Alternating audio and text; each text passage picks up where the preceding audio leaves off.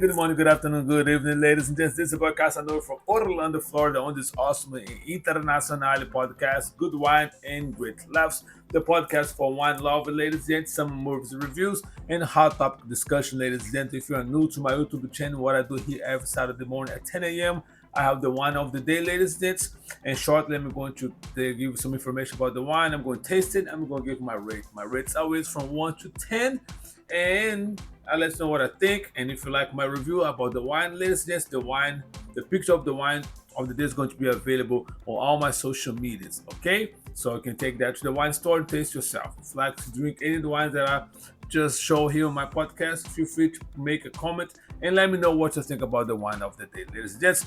During the summer movies of June and July, I do some movies reviews, all the movies that come to the movie theaters or any movies platform. I watch it, I think I'm going to like it, watch it, and I make a review. And then for the rest of the year, what I do after the wine of the day, I discuss hot topic discussions, ladies and gents. And hot topic discussions are always topics that can affect our life directly or indirectly, ladies and gents. So if you like if you're a wine lover, if you like some movie reviews, if you like hot topic discussions, this YouTube channel is for you. And I'd like to thank all my new subscribers that show up on my YouTube channel after the last episode. I really appreciate your support, ladies and gents. Welcome to Casa Casanova. Feel free to sit down, drink some wine with me while you're discussing this craziness that's going on in the country and in the world, okay? So do me a favor, my new subscribers, just keep sharing all my episodes with people that you know. Help me to increase the number of subscribers. Your support is well appreciated over here, okay, ladies and gents? So today is March the 14th, 2024, and the weather here in Orlando, ladies and gents, is going to be with the cloud sky in the morning and followed by partial cleaning, highs of 79 and low of 67 degrees, ladies and gents. So before I start talking about the topic of the day, let's open this wine right here. Oh, sorry, I forgot to show you the All right, ladies and gents, this is a red wine from Portugal called ADEGA PEGOES, right here. You can see, and you see right here is a vintage of 2023. It's a red wine, and according to the label in the back, it states that this red wine is grown and harvested in the PEGOES region, a Jurassic seabed that makes up the sun-baked plains east of Lisbon. This is a deep flavored red with subtle hints of plum, blackberry, and varied spices. Excellent with red meat and cheese. Alcohol percent of this wine, ladies and gents, is 13.5. 13.5.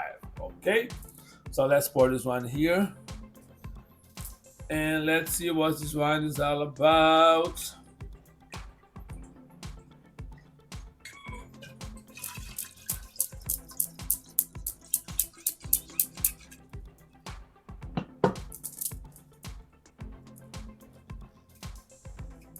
Once again, the picture of this wine is going to be available on all my social medias. All right, ladies and gents.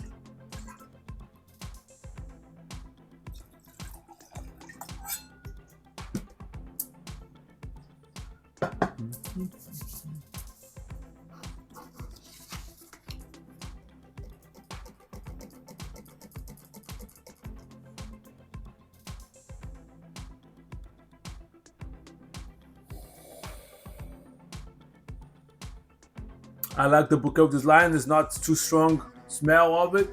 It's very light and subtle, my personal opinion.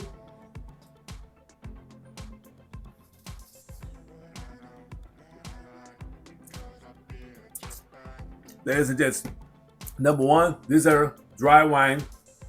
Second of all, this one has a very high level of tannin, ladies and gents. That means your tongue gets dry right away.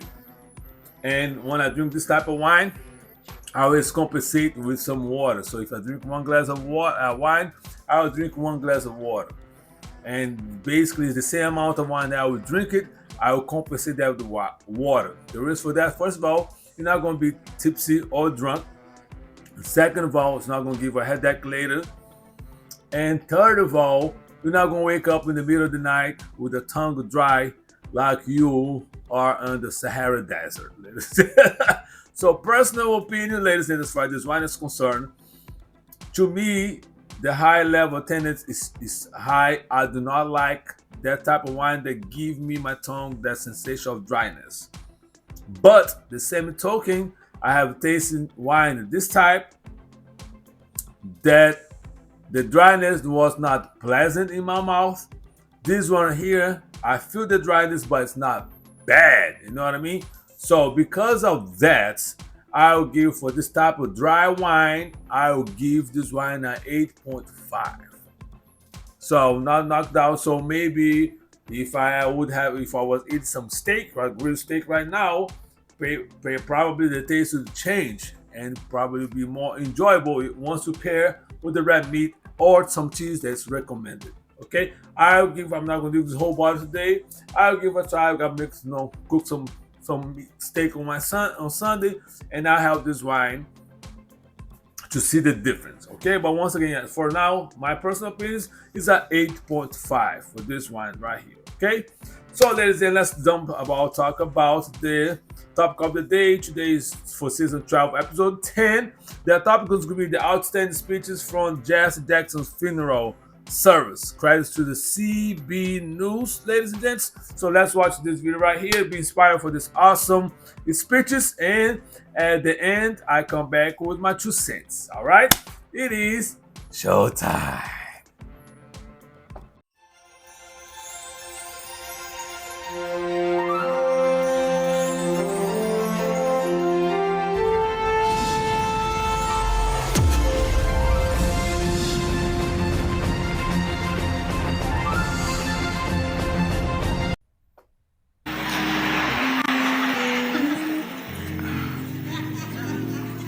Let justice roll down like waters, and righteousness like a mighty stream.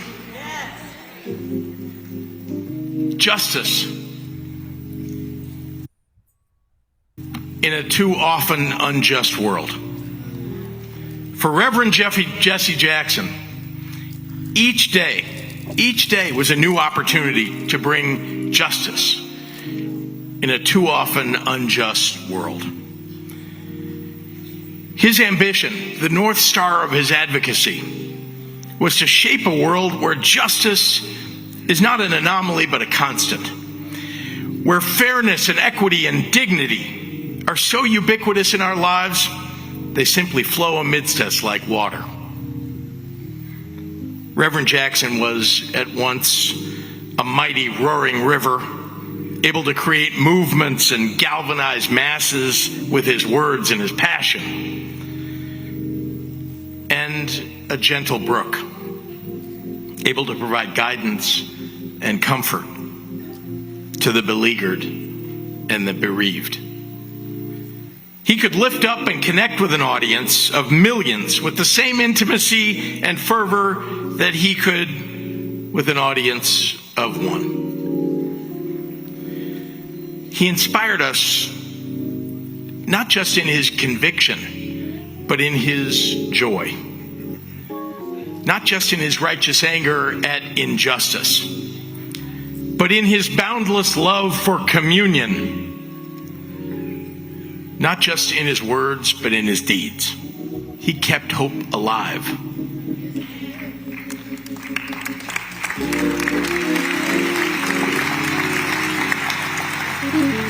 Now, I find it somewhat difficult to memorialize a man whose presence always loomed so large among us. You could still feel his presence in this room with us here at the House of Hope.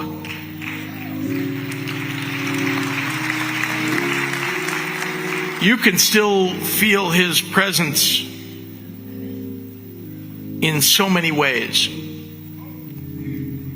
Every day he would honor us in the way that today we honor him. And you could feel his spirit in the movements for justice that have grown from the seeds that he tilled. Now, To the world, Jesse Jackson was an ambassador of hope for the oppressed who met with kings and queens and presidents and dictators and clergy of all the great religions. But here in Chicago, he was our neighbor.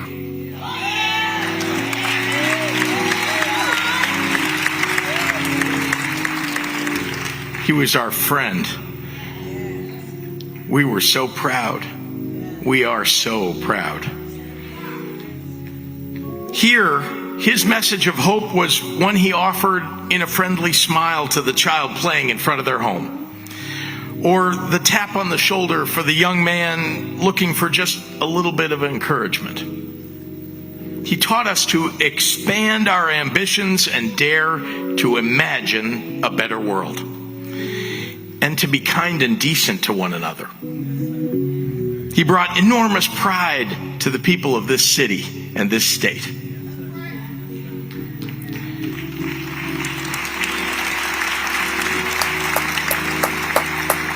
And on a more personal note, it has been an honor that my relatively short time in public office overlapped with Reverend Jackson's long tenure. And let me assure all of those who are here today that even as his body started to fail him, the Reverend's mind remained sharp.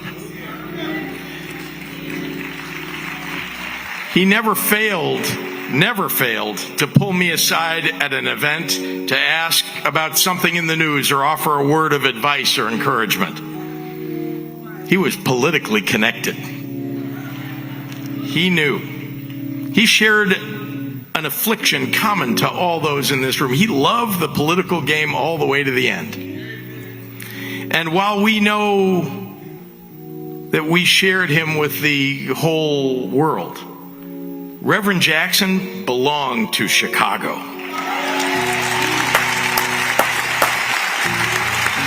And Chicago belonged to him. He was ours and we were his.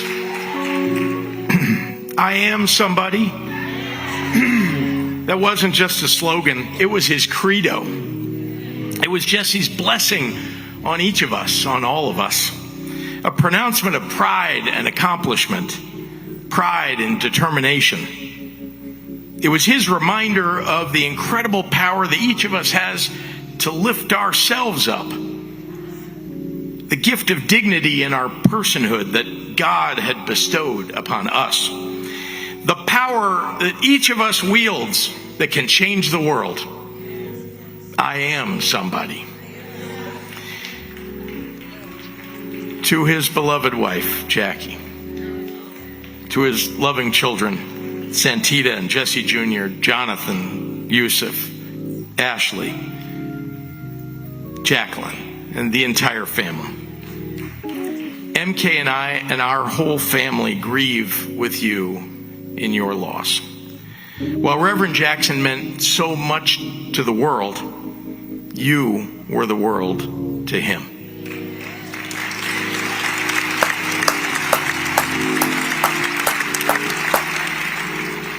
We will forever be grateful for your sacrifice in sharing him with the rest of us.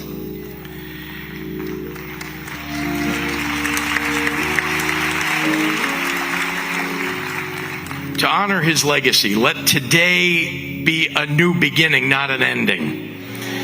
Let's follow in his footsteps and be trailblazers and not just pathfinders. Let's bring justice to a too often unjust world until it rolls down like water and righteousness like a mighty stream. May Jesse Jackson's memory be a blessing to us all.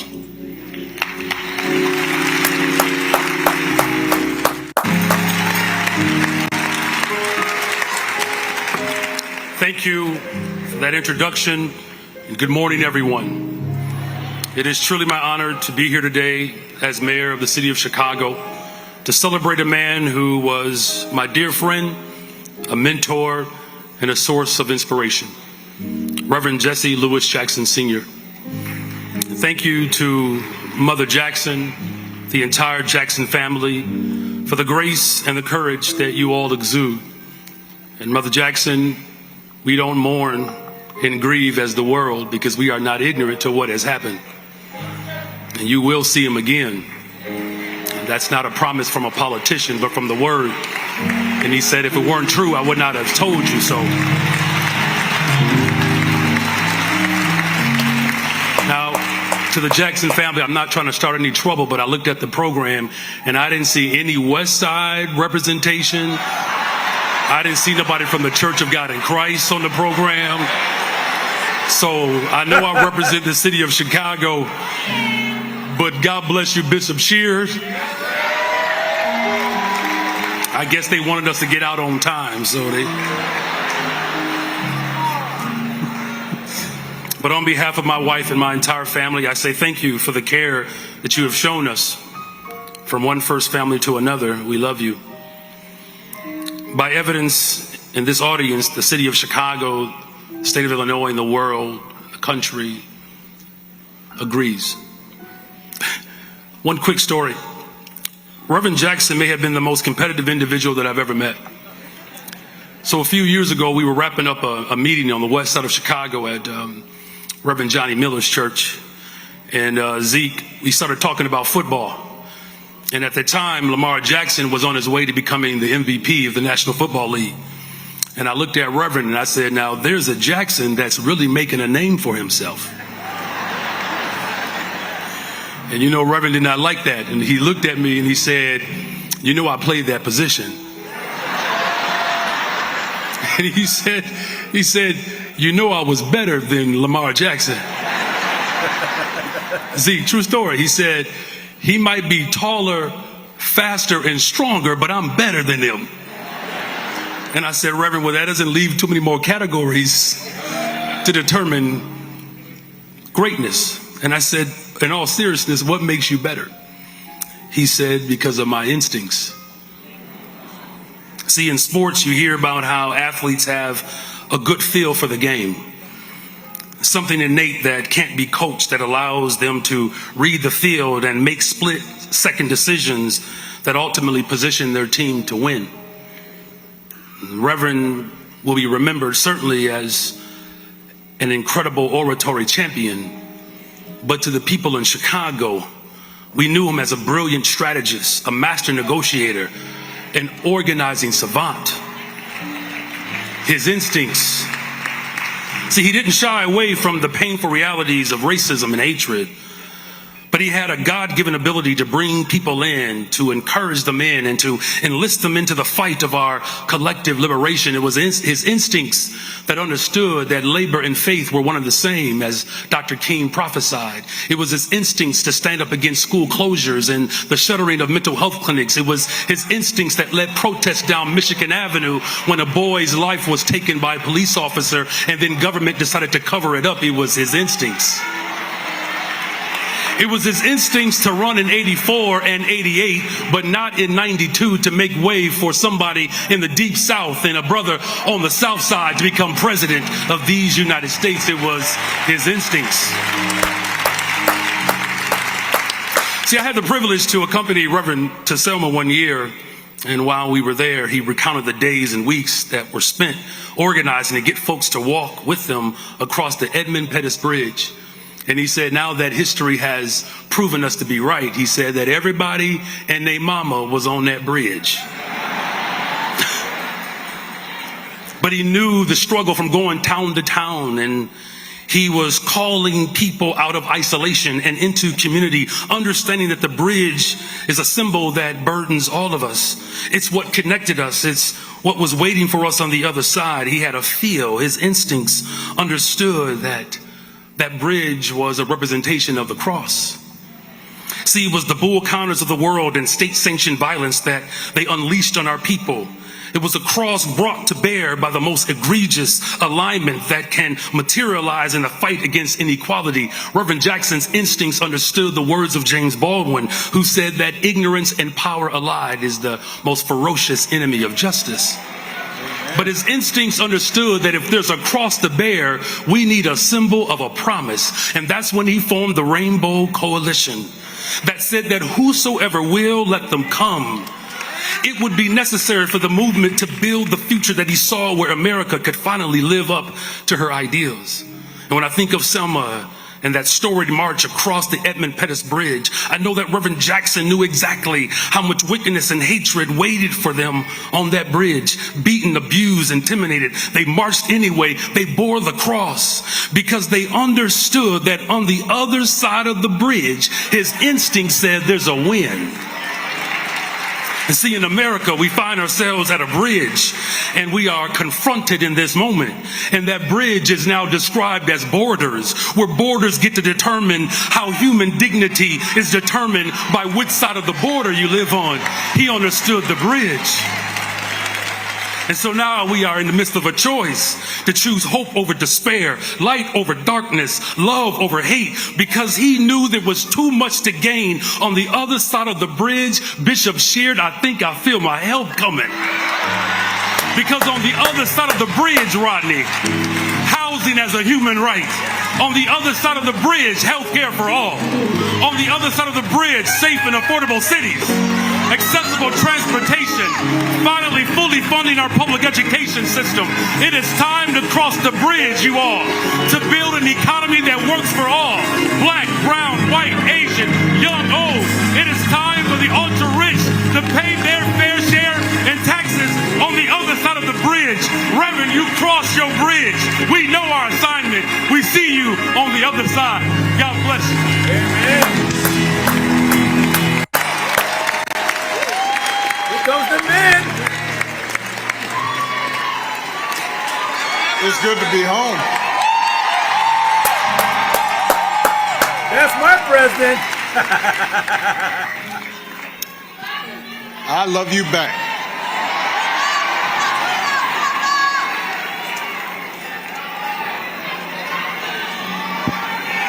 The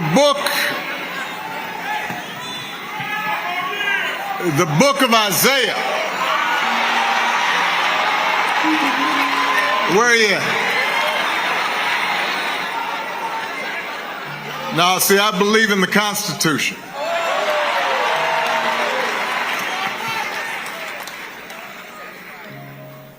The book of Isaiah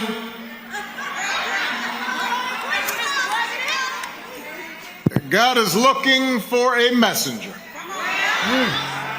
Preach. To guide a hardened and resistant people.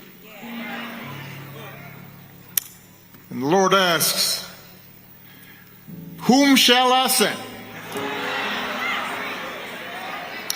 And who will go with us? To which Isaiah replies, here I am, Lord. Send me.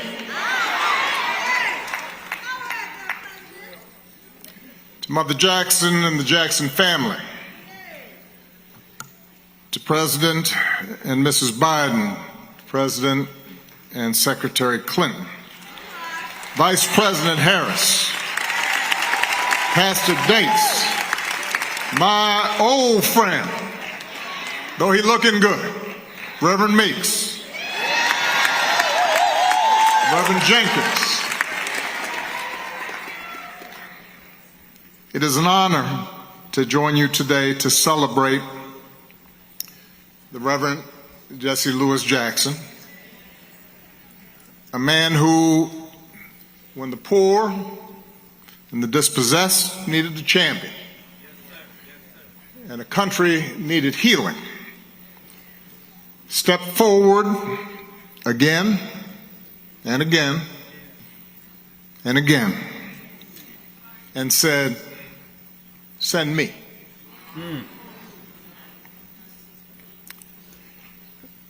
Reverend Jackson's immense gifts were apparent at an early age, even if his circumstances conspired to try to hold him back.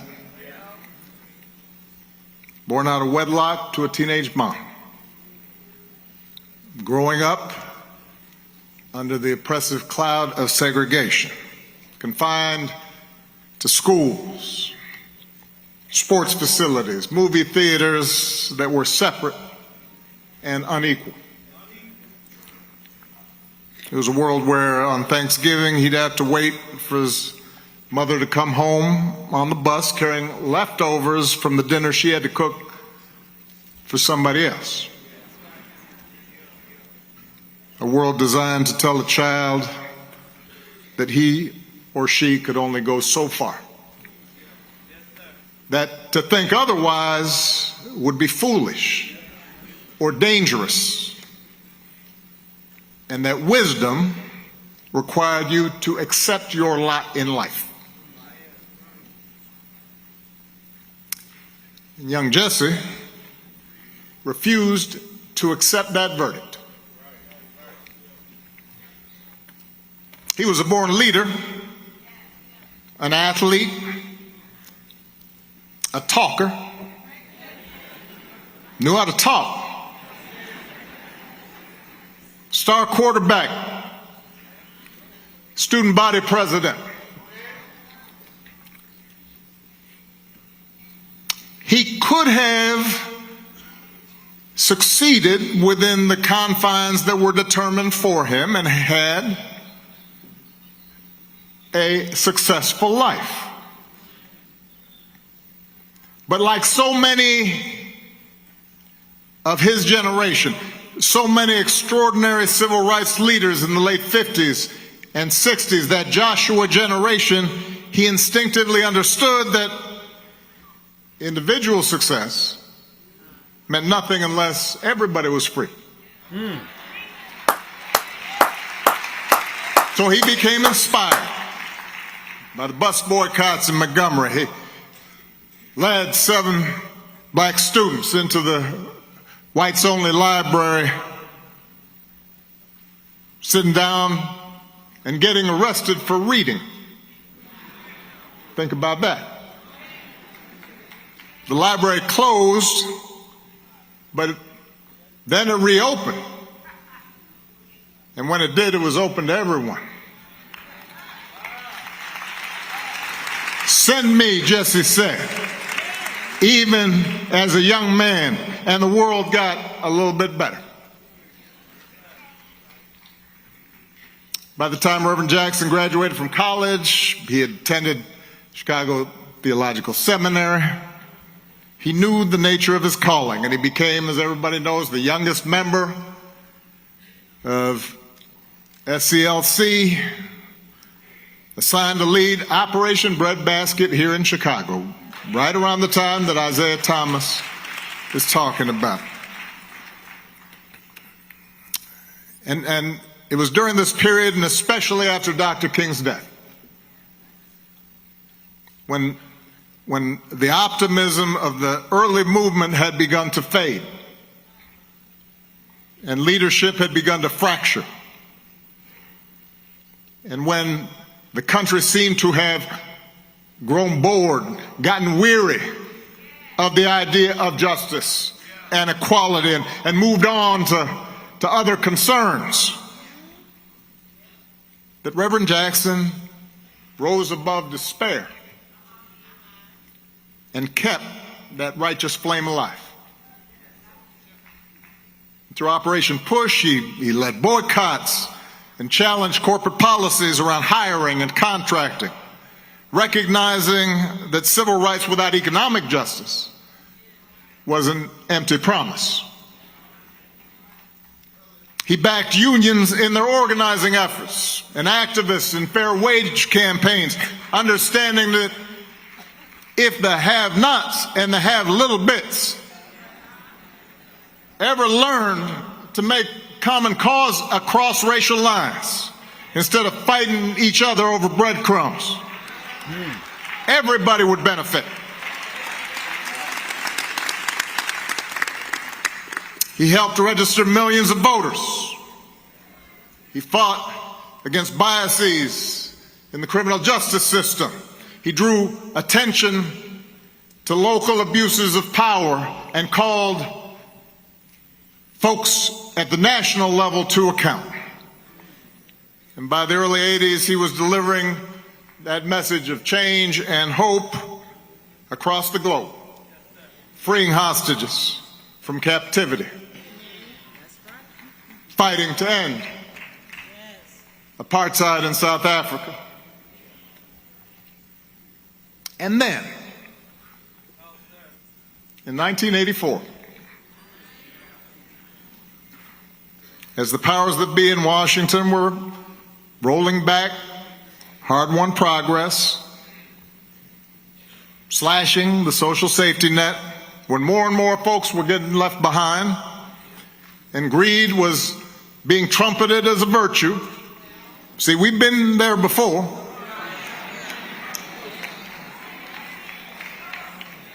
He stepped forward once again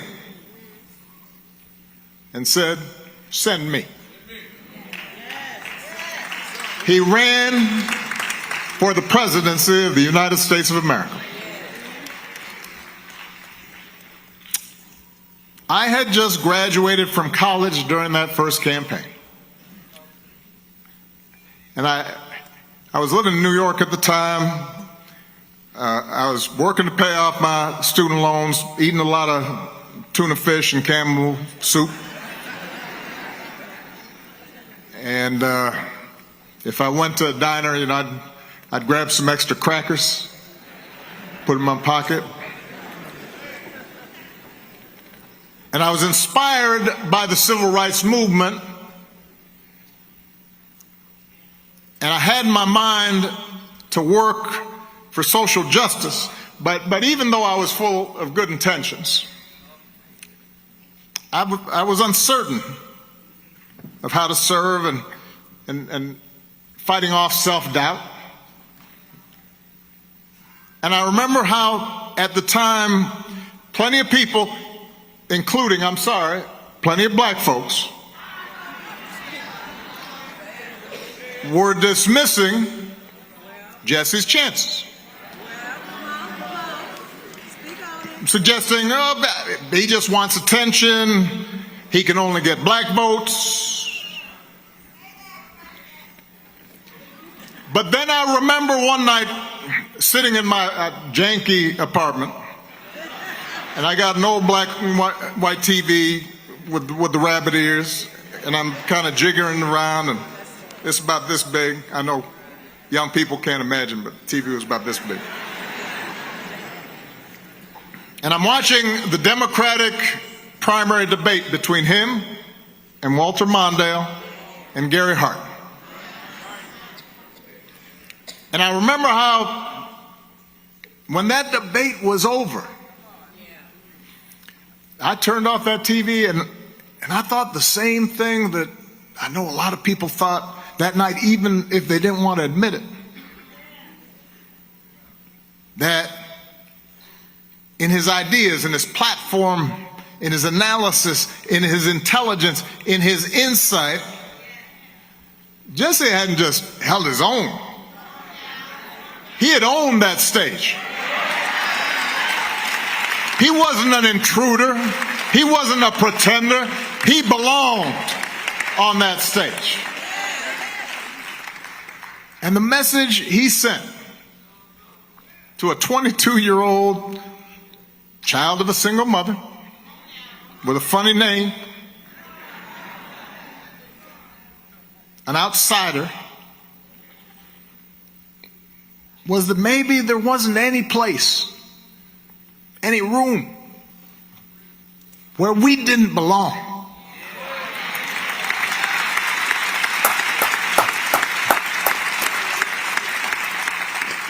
And that message of fairness and dignity, of justice and hope, that's what the Rainbow Coalition was all about.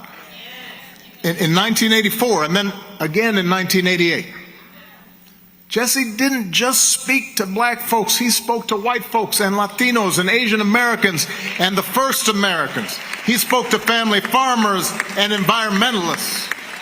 He spoke to gay rights activists when nobody was talking to gay rights activists, and blue-collar workers. And he gave them the same message, that they mattered, that their voices and their votes counted. He invited them to believe. He invited us to believe in our own power to change America for the better.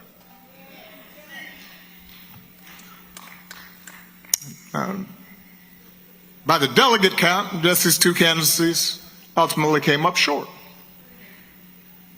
But he paved the road for so many others to follow. Doug Wilder became the first elected black governor. Carol Moseley Braun went to the U.S. Senate. Because of Jesse, the Democratic Party changed its rules, ending the winner-take-all distribution of delegates during presidential primaries, which meant underdogs and outsiders like Bill Clinton or Bernie Sanders could stay competitive and build momentum instead of getting knocked out early. And it was because of that path that he had laid, because of his courage, his audacity, that 2 decades later, a young black senator from Chicago's South Side would even be taken seriously as a candidate for the presidential nomination.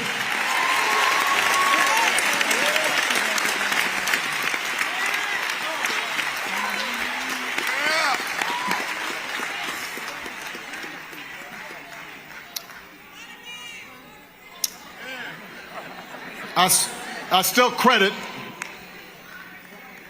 that first run of Jesse's and Harold Washington's campaign for drawing me to Chicago. And I didn't know anybody when I first arrived. And I was working as a community organizer, as it so happens, in neighborhoods right around here. Roseland, Woodlawn, Altgill, West Pullman. And I'm meeting these young preachers like Meeks and some crazy priest named Flager.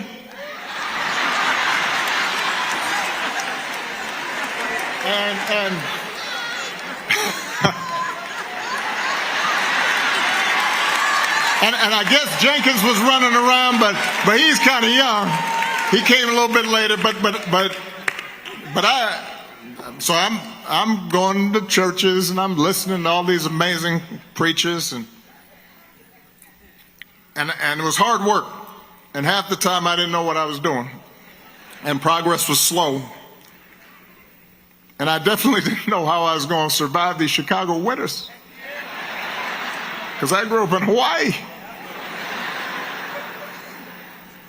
But I do remember heading to the push headquarters some Saturday mornings to listen and learn from Reverend Jackson.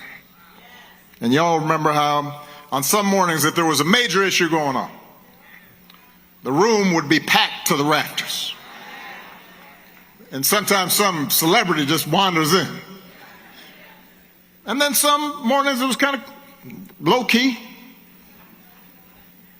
Either way, though, the announcements would be made, and Reverend Barrow would say a prayer,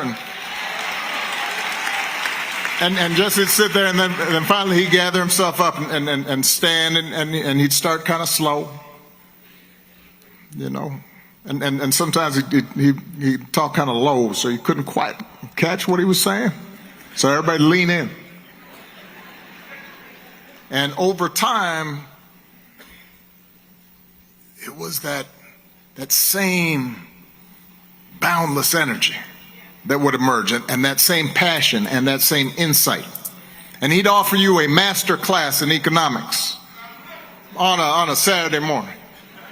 And he'd give you a seminar on American history and American politics. And he'd make complicated things plain.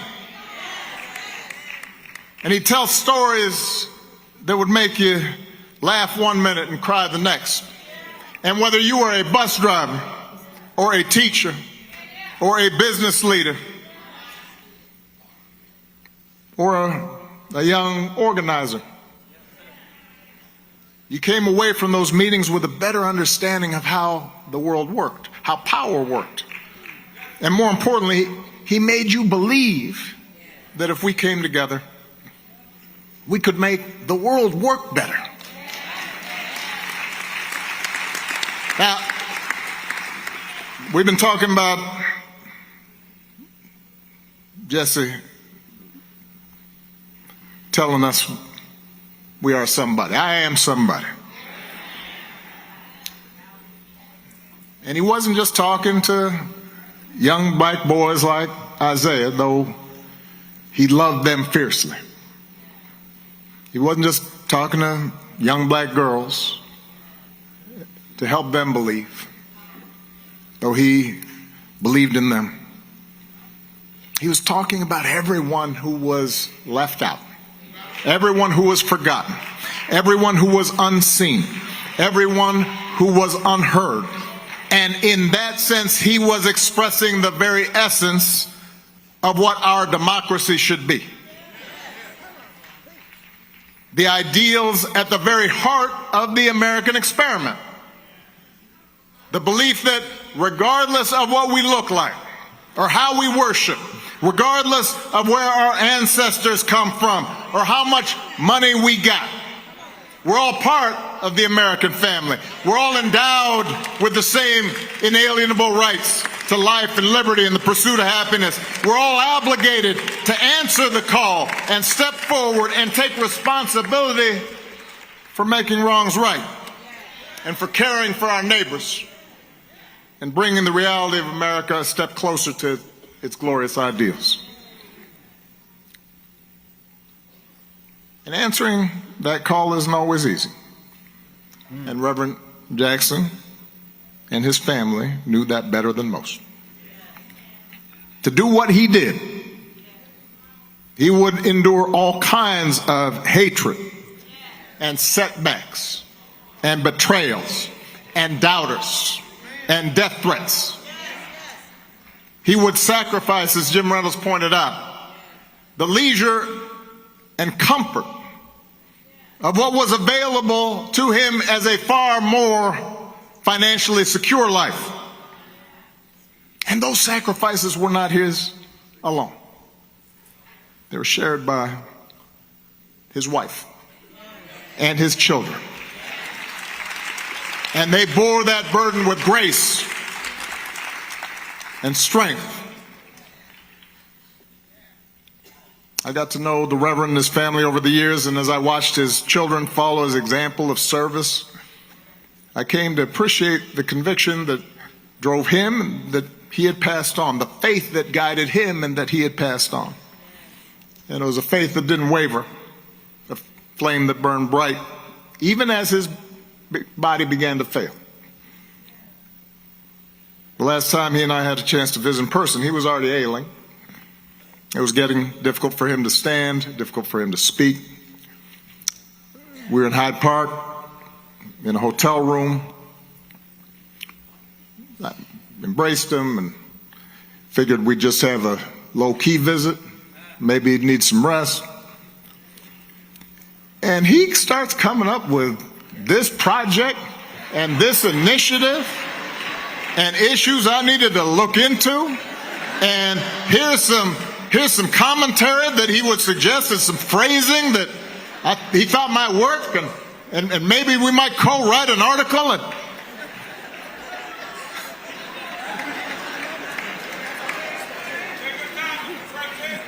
And listening to him, I couldn't help smiling. Because it took me back. And I started reminiscing with him about those Saturday mornings at Push and the breakfast that he'd host, you know, away from the full meeting. And I didn't get a chance to go to that until I was a state senator, and probably Meeks invited me. So I was like, you know, I was tagging along with Meeks. And he'd pull out a piece of paper, you know, he'd scribbled some stuff, and he'd start passing out assignments and pulling together working groups and asking for updates on the latest campaign. And I'll admit, let's face it, those sessions could run a little long and did not always follow Robert's Rules of Order.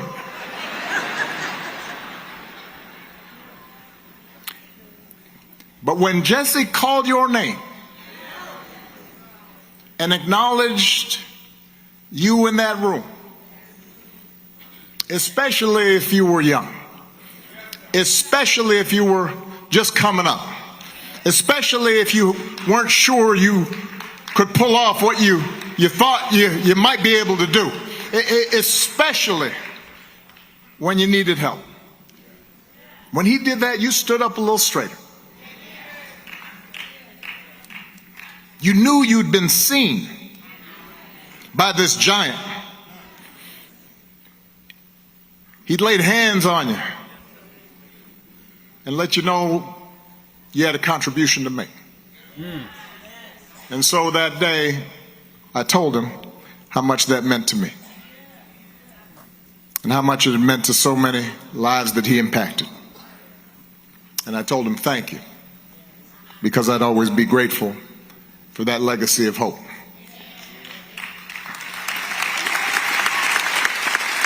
I know I've gone long. It was going to be much shorter until Isaiah spoke. I figure if a Detroit Piston can take up that much time,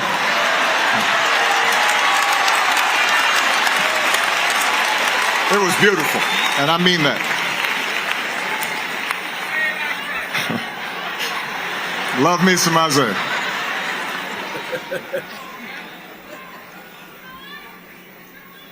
We are living in a time when it can be hard to hope.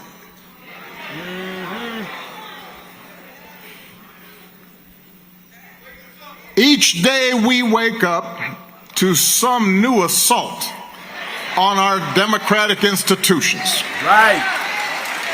Another setback to the idea of the rule of law. An offense to common decency. Every day you wake up to things you just didn't think were possible. Each day we're told by those in high office to fear each other and to turn on each other, and that some Americans count more than others, and that some don't even count at all. Everywhere we see greed and bigotry being celebrated, and bullying and mockery masquerading as strength. We see science and expertise denigrated, while ignorance and dishonesty and cruelty and corruption are reaping untold rewards. Every single day we see that. Exactly. And it's hard to hope in those moments. So it may be tempting to get discouraged, to give in to cynicism. It may be tempting for some to compromise with power and grab what you can, or even for good people to maybe just put your head down and wait for the storm to pass. But this man, Reverend Jesse Lewis Jackson, inspires us to take a harder path. His voice calls on each of us to be heralds of change, to be messengers of hope, to step forward and say, send me. Wherever we have a chance to make an impact, whether it's in our school or our workplaces or our neighborhoods or our cities, not for fame, not for glory, or because success is guaranteed, but because it gives our life purpose. Exactly. Because it aligns with what our faith tells us God demands. And because if we don't step up, no one else will. How fortunate we were that Jesse Jackson answered that call. What a great debt we owe to him. May God bless Reverend Jackson. May he rest in eternal peace. Amen. Ladies and gentlemen, the 46th President of the United States, please welcome President Joseph Biden.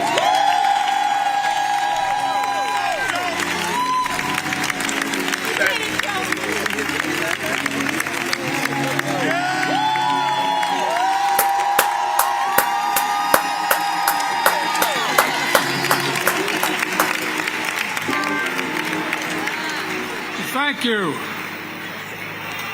I think that clock is broken. I'll try to keep this under 2 minutes. The Jackson family, I know we're celebrating a life. It was a life lost. Having lost a wife and a daughter and a son, it's called out of the blue. It's not easy. No matter how much you loved them, no matter how close you were. So I just like to express my deep sense of, how can I say it, sympathy and understanding. But the big thing is he left you something that no one else could. He left you character, judgment, honesty. You can't kid yourselves about what's right and wrong. President Obama, President Mrs. Clinton, Vice President Harris. Jesse believed, the Bible tells us, that they that wait upon the Lord shall renew their strength. They shall mount up with wings as eagles. They shall run and not be weary. They shall walk and not grow faint.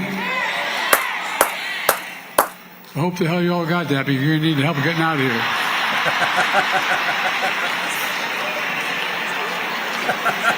You know, I come from Scranton, Pennsylvania initially, where the fact that I was an Irish Catholic wasn't a very positive thing to be. And then moved down to Wilmington, Delaware, which was segregated by law, and remained that way for much of my life. And you know, it's interesting that Jesse Jackson, before we knew Jesse Jackson, I was raised with the notion that that hope is all you really have. You can't give up hope. My dad used to say, when you get knocked down, Joey, just get up. Just get up. Well, I was a kid. I was a relatively good athlete, a pretty good student, but I stuttered to talk like that. Now, if I told you all earlier, when I was a kid, I had a cleft palate or a club foot, none of you would have laughed. But it's okay to laugh at stuttering. I'm not being critical of you, but think about it. It's the one place where people think you're stupid. Oh, really? I'm a hell of a lot smarter than most of you. But all kidding aside, it makes you feel really small. Makes you feel really small. And you know, when I moved from Wilmington to Claymont, Delaware, a world-class town, I was surprised. I remember being dropped off at a little Catholic school I went to, 3rd grade. And I watched this bus go by every day. And it passed, I was on the call of Philadelphia Pike connecting Wilmington and Philadelphia. And it passed the turn to the big high school, Claymont High School. And the little Catholic school I went to, Holy Rosie, was right on the corner. I remember saying to my mom, "Mom, why does that happen?" She said, "Well, black kids aren't allowed to go to school with white kids in Delaware." And, you know, the more I thought about that, I thought to myself, how can that be? How can that work? How can that be right? And so, as strange as it sounds, I got involved in being concerned about it. I didn't know a damn thing about the civil rights movement. I was going into 4th grade. But you know what's right and you know what's wrong, and you feel it. You know, the fact of the matter is, the man of God and the people throughout the decade of friendship and partnership, I knew Jesse. We were both young. I'm only 83.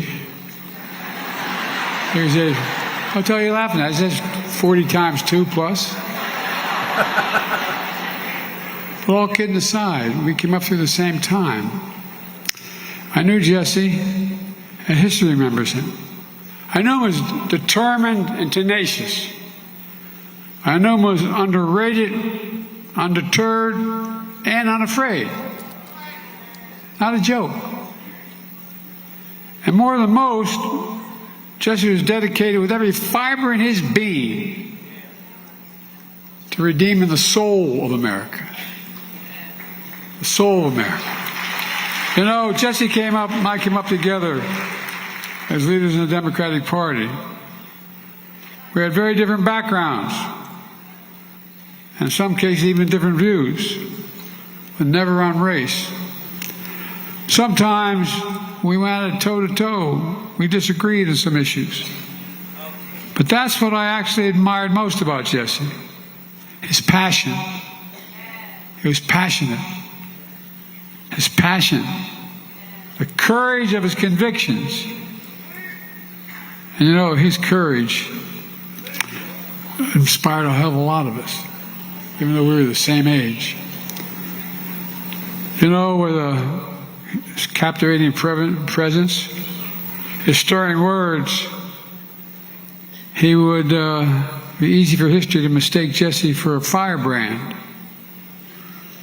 I think they'd get it wrong. Jesse certainly created his fair share of good trouble. But through decades of service, Jesse's abiding message was one of unity. That's what he talked about. Through decades of service, Jesse's abiding message of unity moved people in the right direction. Above all, he always sought common ground. I remember telling Jesse that I knew a guy in South Africa that I was going to go see. His name is Nelson Mandela. And Jesse saying, how are you going to actually see him? By the way, you know, the continent of Africa is going to be the largest continent in the world in terms of population by the year 2050. The largest in the entire world. Watch, man. Watch.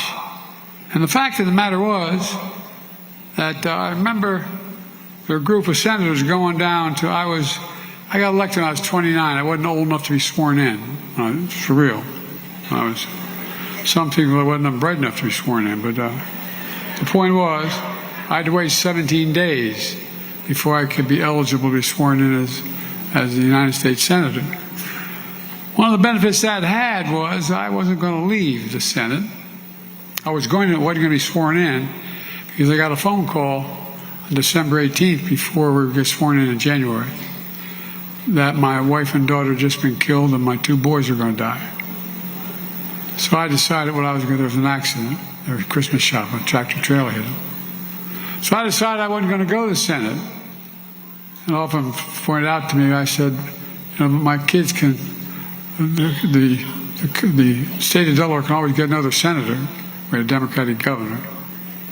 And, but they can't, my kids can't get another father.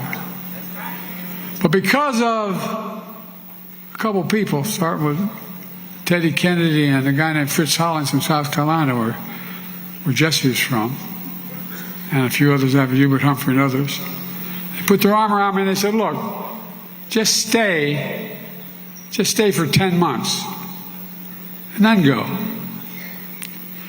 Because they knew I was going to be leaving, as Hillary can tell you, and all 3 of you can tell you, is that when you're a freshman, you don't get on the good committees. Committees everybody wants to get on are appropriations, finance, judiciary, and foreign relations. So to keep me down there, they put me on 2 really important committees. The Judiciary Committee, which allowed me to appoint the first black justice of the Supreme Court. And the Foreign Relations Committee. The real benefit of that was, I've been around so damn long, I literally, and I'm not being critical of my colleagues, I know more heads of state personally than any other president in the history of the United States of America. Which means I know a lot about other countries. I spend a lot of time. But here's the point. You know, the fact is that as I learned, and by the way, I've forgotten more about what Putin does and these guys and Xi than most people know. I've met with Putin anyway. And remember, Barack was a great, great man to be vice president for. I really mean it, Barack. Thank you.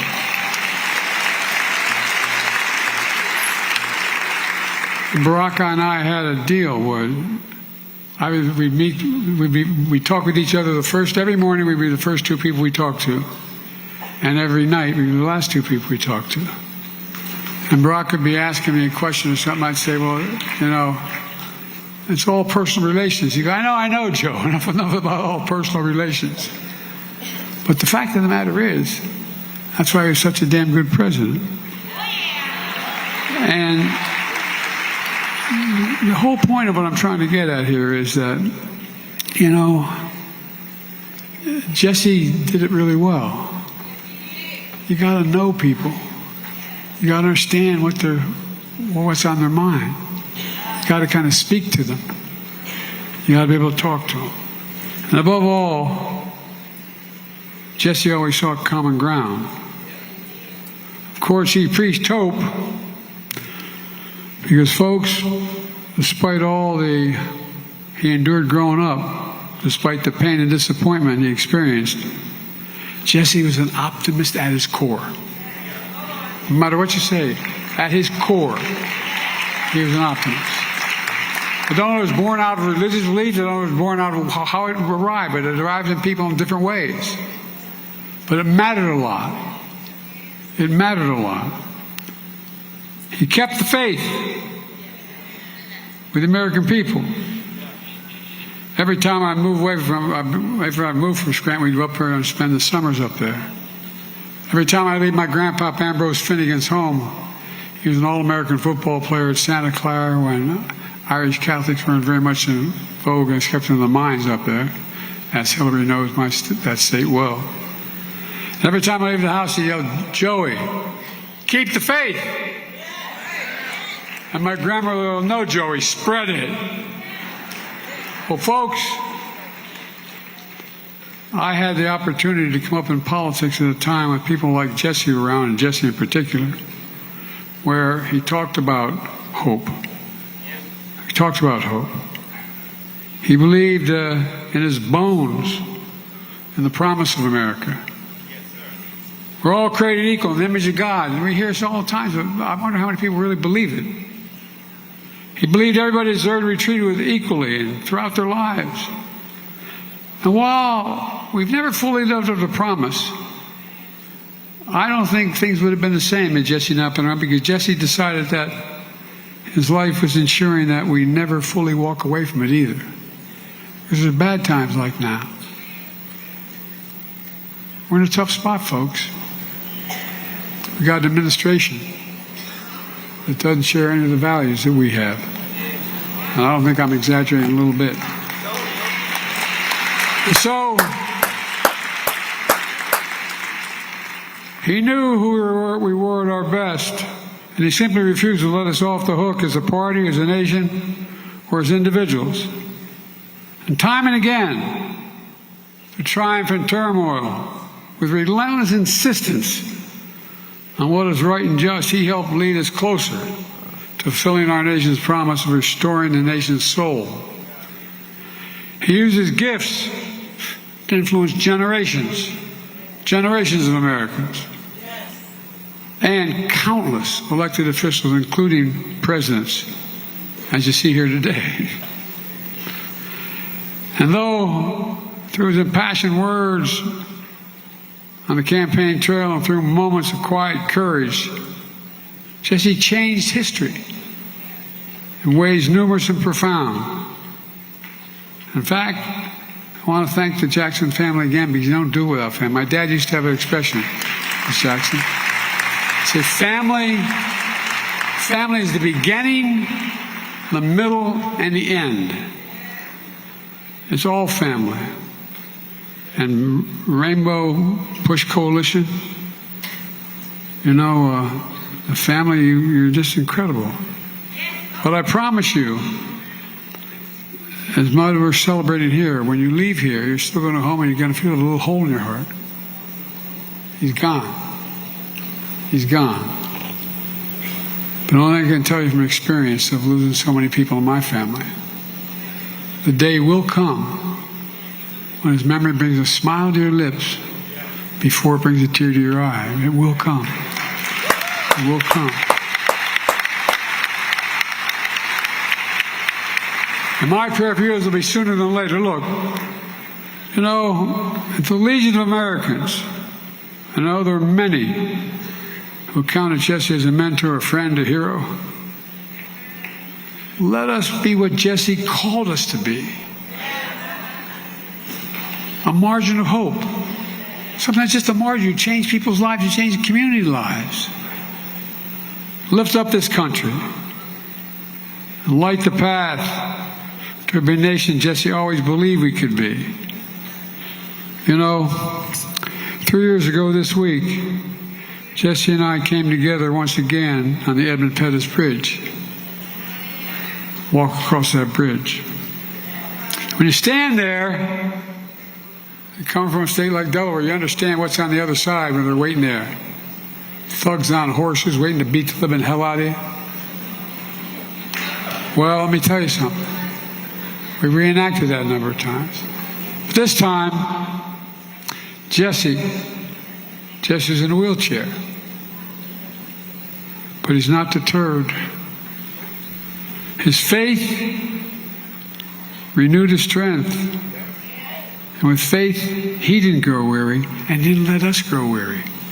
No, he really didn't. I know it sounds strange, but he didn't.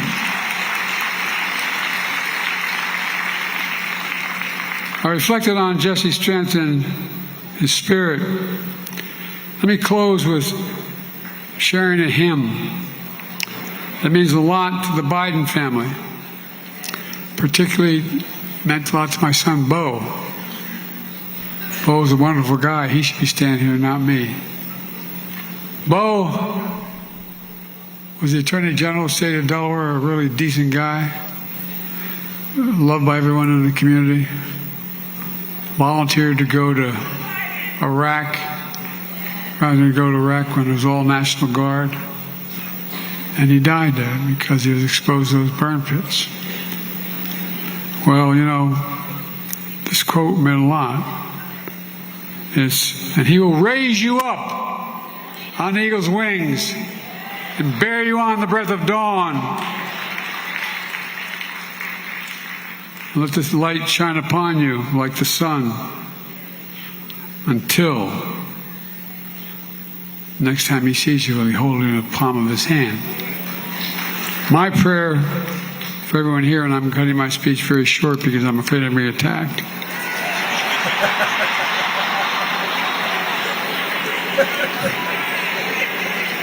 So folks, I guess I could say it all in one paragraph. Don't give up. I started off every morning as a young man when I got back to Delaware. Every morning, because I got involved in my community, I quit my job with one of the biggest law firms in Delaware, became a public defender. And I spent a lot of time with the community. I was the only white guy who worked on the east side of Wilmington, Delaware. Matter of fact, they named the biggest swimming pool after me, the Biden swimming pool, man. But all kidding aside, I was one of only 13 lifeguards, and I was the only white guy. Because I wanted to understand. I thought I knew the issues, but didn't understand the individual persons. I remember I had a little Chevette. I remember an all-state halfback I played with. And he said, "Joe, you have a jerry can? You know, a big 5-gallon. He said, "Can I borrow your car?" I said, "You got a car? Sure, you borrow. What do you need a jerry can for?" He said, "You dumb SOB.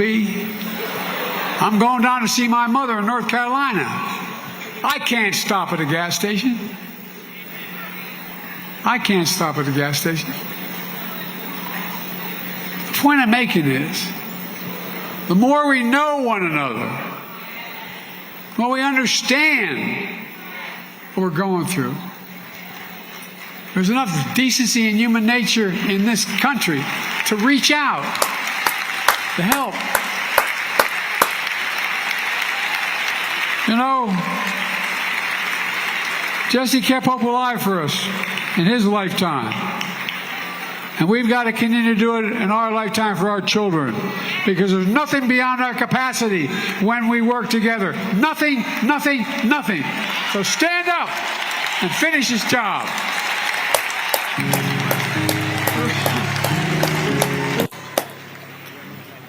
Thank you. I've heard all through our service, first giving honor and regard to the Jackson family and to the matriarch of liberation, Mrs. Jacqueline Lavinia Jackson.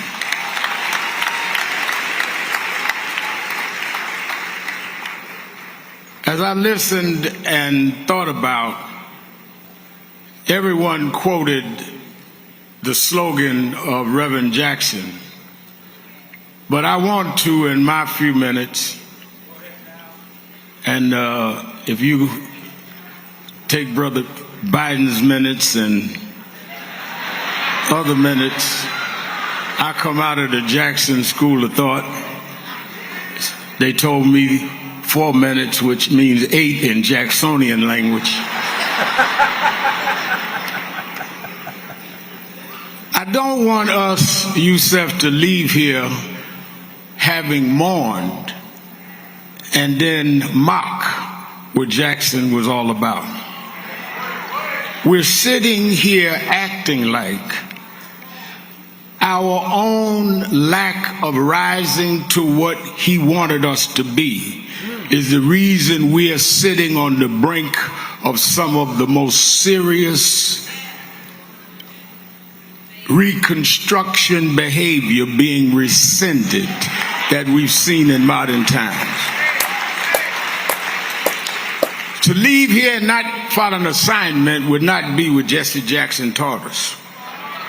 To make us feel good, we went to Jesse Jackson's funeral, and that we said nice things about Mrs. Jackson, but people at the same time are killing illegal immigrants. People at the same time are cutting public funding. At the same time, Affordable Care Act is not being renewed and seniors have to deal with premiums.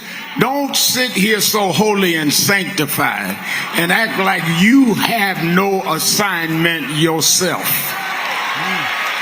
That part. Jesse and Jacqueline Jackson did theirs. Do you realize they were born, he in South Carolina, her in Florida, when it was against the law? I'm not talking about a custom. It's against the law to ride in certain buses. Against the law to use a toilet downtown.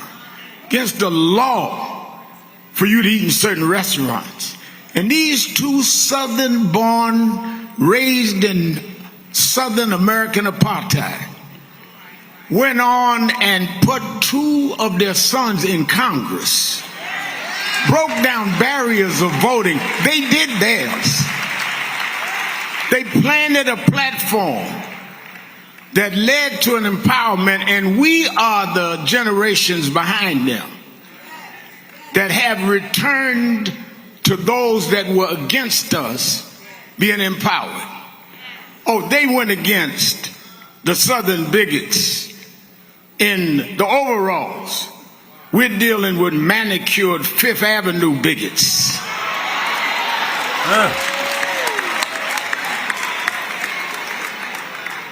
I remember I was 12 years old. I was a boy preacher in the Church of God in Christ. Bishop Sheard knew my bishop, Bishop Washington. Bishop Washington, my mother was concerned I was getting into politics. They brought us to Reverend William Jones. His daughter's traveling with us. And Reverend Jones introduced me to Jesse Jackson. I became his youth director in New York at 13. I liked Reverend Jackson because he was a little hipper than the older preachers. He was 27, I was 13 by the time I became youth director. So he was like a father figure to me. When I got about 40, he said, quit calling me father, call me big brother. But what I liked about it is that he didn't have the background others had. He didn't come from generations of preachers. So those of us that didn't have that pedigree, didn't have that background, could relate. And he talked about economics, and he talked about discipline. He would not let us make excuses. I would call him and say we're doing certain things and they're attacking us in the press. He said, oh, another pity party. He never cared when we felt we were being unfairly attacked. But I never will forget 1994. We went to Dakar, Senegal, and James Meeks and Jesse Jr. and I had dinner with him that night. And that's where he said, Al, Meeks, Jesse Jr., y'all are my disciples. And we said, disciples? And for years we joked each other. I'd come in the room and Junior say, here's disciple number one, and Meeks. But discipleship meant you carried forth the vision. The next day, he took me on the ferry to Goree Island, Mrs. Jackson, and on Goree Island, he showed me where the slave camps were. And I will never forget, he said, Al, you see what that artifact is? I said, what's that? He said, they call it the door of no return. When you go through that door, you either made it to America to slavery or you died in the Atlantic. The door of no return. But I talked to him about 3 years ago, and I reminded him, I said, remember when you brought me to the door of no return? He said, yeah. I said, well, we did return. We returned the President of the United States, Barack Obama. We returned the Vice President, Kamala Harris. We returned with businessmen. They thought they sent us as slaves. We came back as global liberators. The problem is that too many of us did not join the movements that sponsored us. And there was a breakout in 2024 called Negro Amnesia, where you forgot where you came from and forgot how you got where you got. Therefore, they're trying to take back everything you have.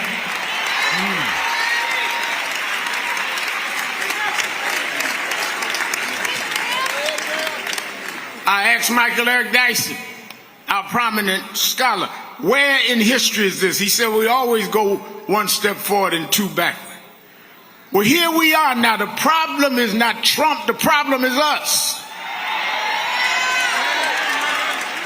We are allowing ourselves to be lowered and our children to feel inferior because you don't have an I am somebody person.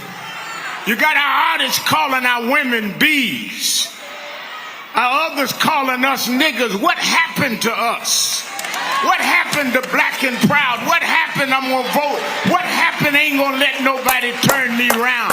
What happened to us? Exactly.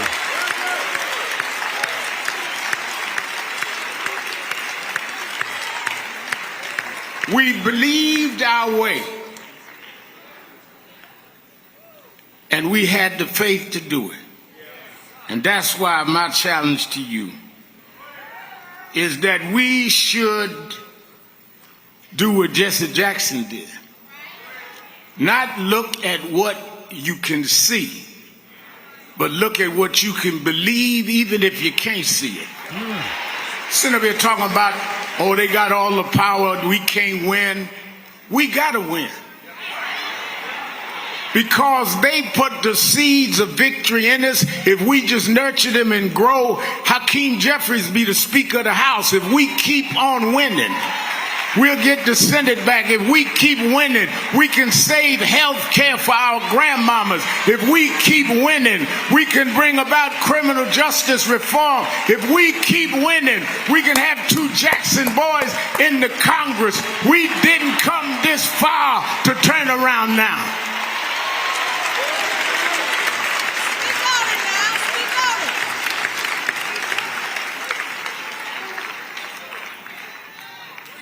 Reverend Sharp, pastor fellowship, I was talking to him. And I said, Reverend Sharp,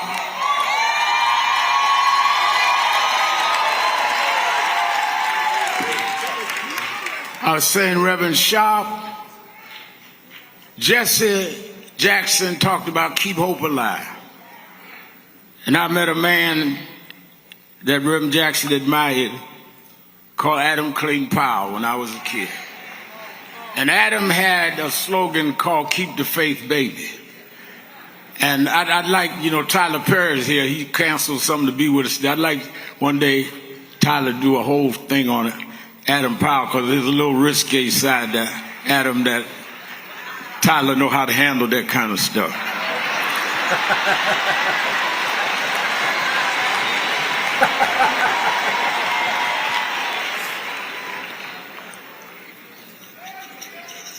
And between Jesse Jackson's slogan of keep hope and Adam's slogan of keep faith is what I challenge us and the Jackson family to do. Because my mother told me in my engine, I had 2 gears, hope and fear. Hope is that I hope a better day will come. Hope is I won't give up. Hope is that we come this far by faith. But she said, but sometime it's going to get dreary. And that's when your gear goes to faith. Faith is the substance of things you hope for, not hope for, the evidence of things not seen. Faith is when the doctors give up, but you hold on for another doctor. Faith is when you got bills to pay and no money to pay them. Faith is when they write you off and when they write you back. We come this far by faith, leaning on the Lord. Or they getting ready to celebrate the 250th anniversary of the country, but we were not free in 1776. Exactly. It is not our celebration. We got here in 1619. We worked 246 years and never got paid, but we are still here. We come this far by faith. It was against the law to read and write. It was against the law to marry, but we come this far by faith. I don't care what they do in Washington. I care what we do in the community. We beat people bigger than Trump. We fought people harder than them if we stand up and be what we're supposed to be.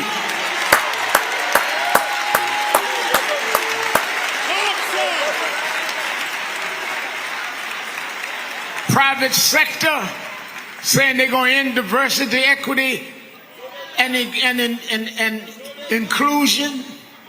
Sheriff Sharp, we started Wall Street. Wall Street. We did that. Dealing with diversity. We did that. So you don't want a diversity in your boardroom? Then don't have a diversified consumer base.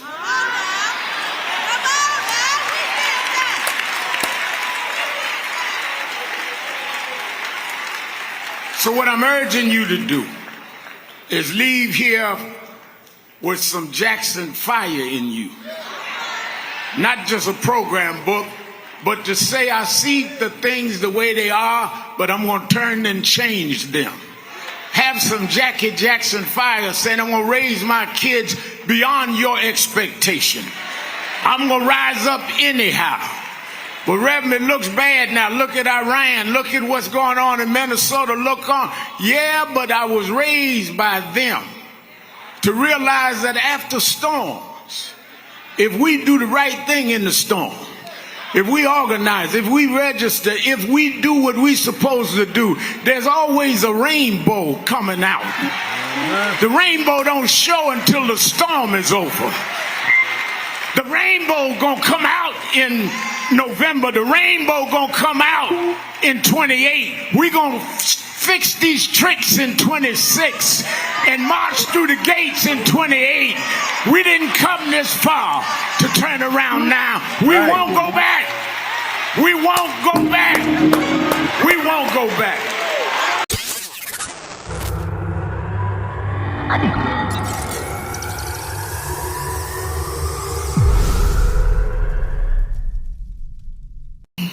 And to the entire Jackson family.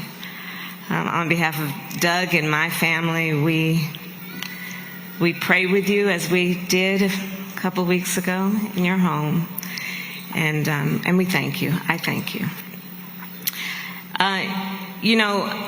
So let me just say, I predicted a lot about what's happening right now. Yes, you did. Yes, you did. I'm not in the zone, I told you so, but we did see it coming. But what I did not predict is that we would not have Jesse Jackson with us right now to help us get through this. And this afternoon has been such a beautiful remembrance of his spirit, his life, and his faith. And in a way that Reverend Al talked about it and so many others have, I do think of this afternoon as what it is doing for me to renew my faith in what is possible, fueled by the hope that Jesse Jackson so often reminded us of. I'm reminded of a passage in the Gospel of Matthew, chapter 7, verse 7. Ask, and it will be given to you. Seek, and you will find. Knock, and the door will be opened to you.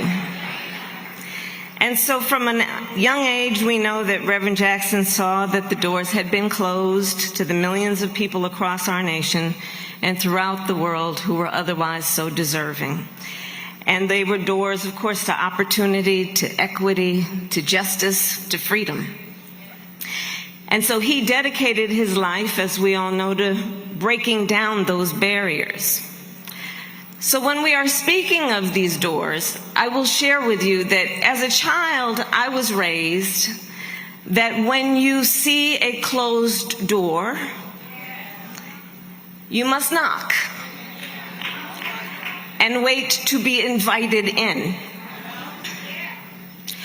What life has taught me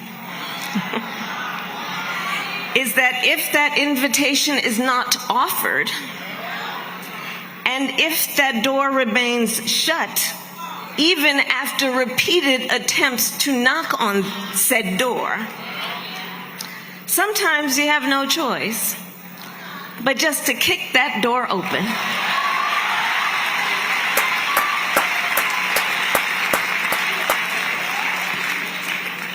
Reverend Jackson was impatient. He did not waste time waiting.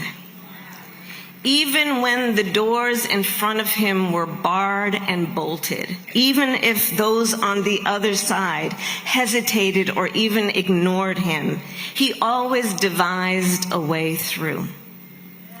Jesse Jackson was a strategist. He was one of the most effective community and political organizers of our time.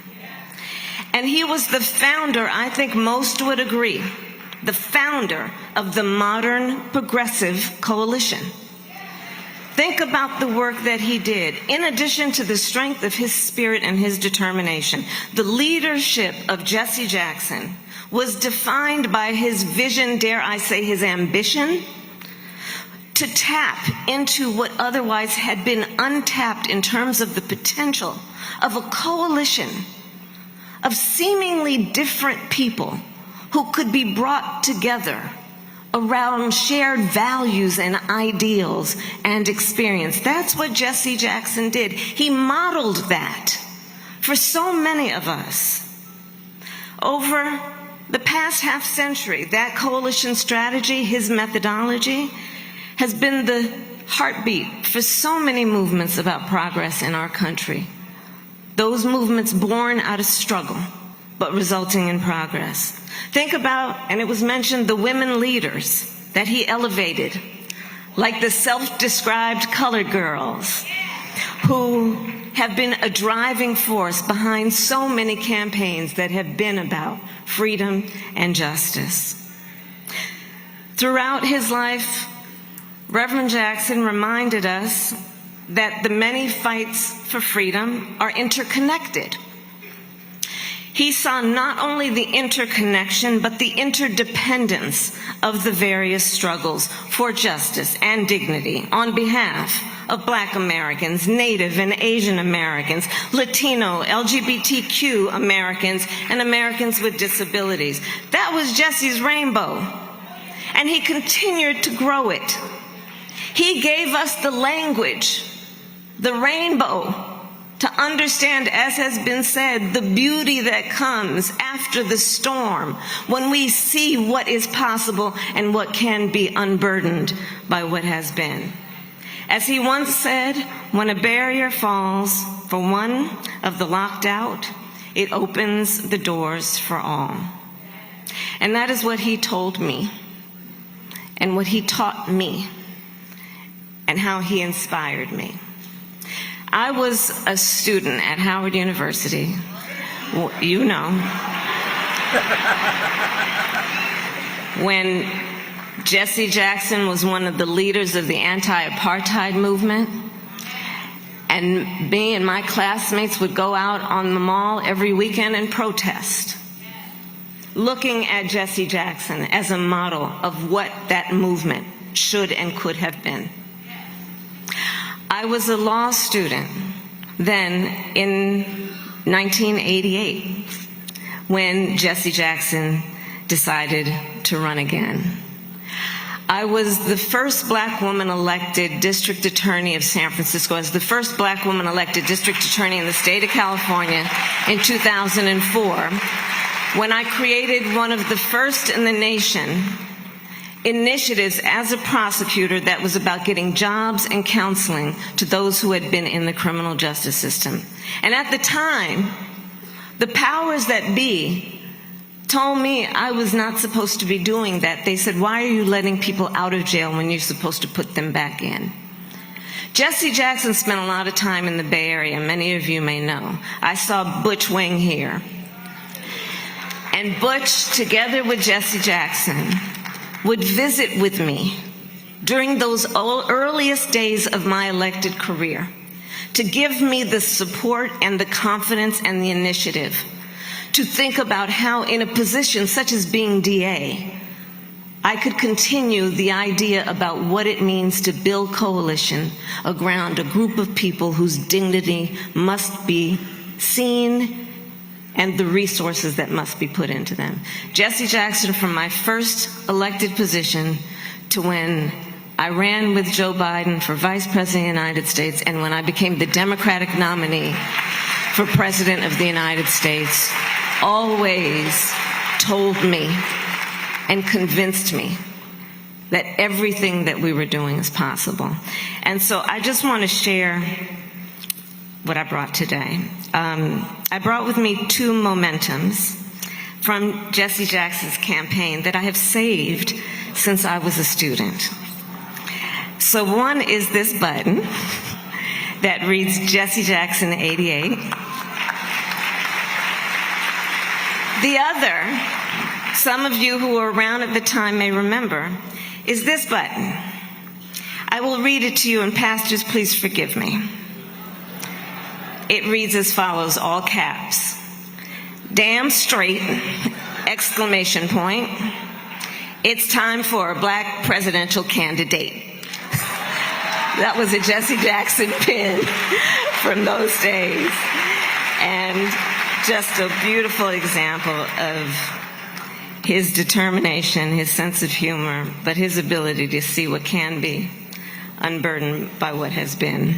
And I thank you, Jesse Jackson, for your service to our nation and the world.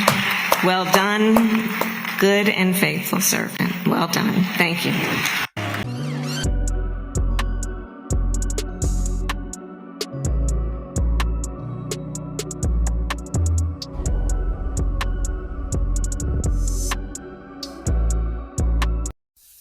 And ladies and gents, as you watch with me, this awesome speeches, ladies and gents. I'm not playing the whole thing. The link is available under the description. You can see, you can watch the entire, because I have 2 other people that have to cut it because I don't want this video to be very, very long. It's over past like 1 hour and 30 minutes probably right now. So I don't want it to be like super long. All right, ladies and gents. So to me, it was a breath of fresh air through everything you're going through right now in this country, and to hear this very encouraging words of encouragement from previous former president and the former vice president Kamala Harris, ladies and gents, is to me is very inspirational, and especially Reverend Al Sharpton. His speech was to me was awesome. And one thing that when President Barack Obama was speaking, that he say the Jesse Jackson state that we got a contribution to make, ladies. We all have a part to play with in the middle of all this madness. And I stated that before.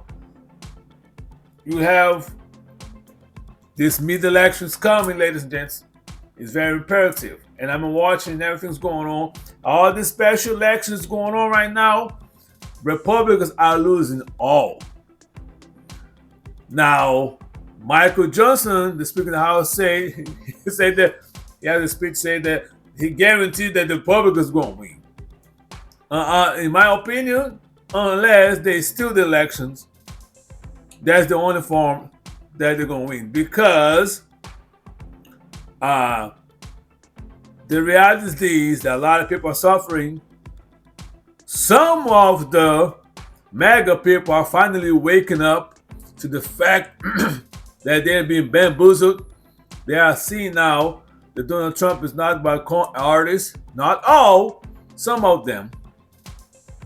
And I hope that's going to be what is necessary to take as many Republican seats as possible, to flip as many Republican seats. You have an election that happened in Georgia this weekend, this past week, related to take the seat of Marjorie Taylor Greene that left after she had a conflict with Trump.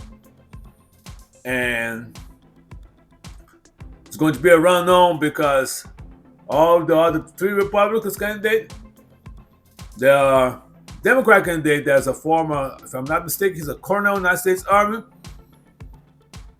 He was running, he got the most of the votes, but he did not reach the 51%. That's what makes sure that you are the person that have in Georgia, they have to do the runoff. So it's going to be one of the Republicans that got, I believe, if I'm not mistaken, his name was Fuller, something like that.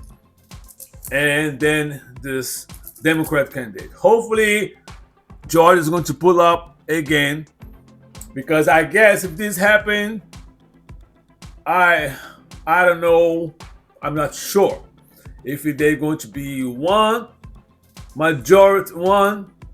person majority as far as the Democrats are concerned, or that majority is going to fall apart.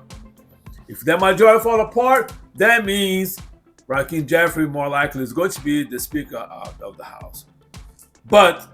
And if he don't, that's going to be a statement for what's coming 2028, ladies and gents. So, like I say, for everything that's going on right now in America, this I can see the hope that people come. Just like yesterday, I don't know exactly which part of the country, but J.D. Vance was talking about. I saw on TV real quick related to how good the country is, like lowest price, big, highest paycheck. That was the band that was behind him. I say higher picture for who? Not for the average Joe.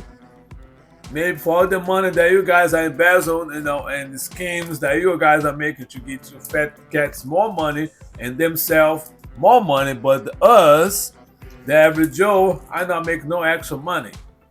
So we will see, ladies. Like I said, there is hope. There is hope for a better future for the whole nation, and I hope that this is going to situations going on around the country is going to finally shake the people to the core, and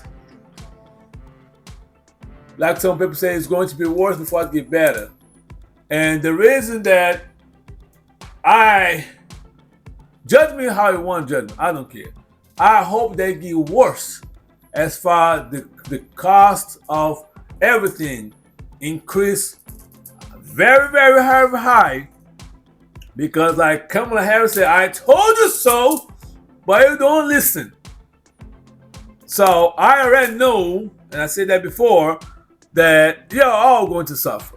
But I was already ready mentally for what's coming. So when the hell break loose, I just embrace the suck and keep moving. But the joy of everything, seeing the glass half full, and this chaotic situation, is seeing the MAGA tears that finally they seeing the price of everything is increasing. All the Trump promised to them, nothing has been realized. Said that before. Who paid? Did Mexico pay for the wall? Did he finish all the wars that he said on day one? You know what I'm saying, ladies and so, and then their desperation that the reality now is hitting them hard is my joy. Call me evil if you want to, I don't care. And then finally they realize how bamboozled they got by Trump and his videos. Ladies and gents, so I hope you like this video. Ladies and gents, once again, please click on the like button. Share this video with anybody, that at least 5 people that you know, and be ready for the next episode next Saturday, because I'm coming with something that's going to explain some stuff, what's going on, Iran. It's going to be a good episode, ladies and gents. I already have the idea here. I just got to find this video for what I want to play, and it's going to be an awesome episode. So please be safe, be kind, and be blessed, and do the best what you can do with what you got. Salute.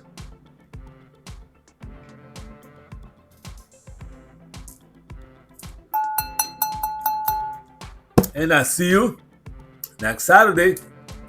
Holla.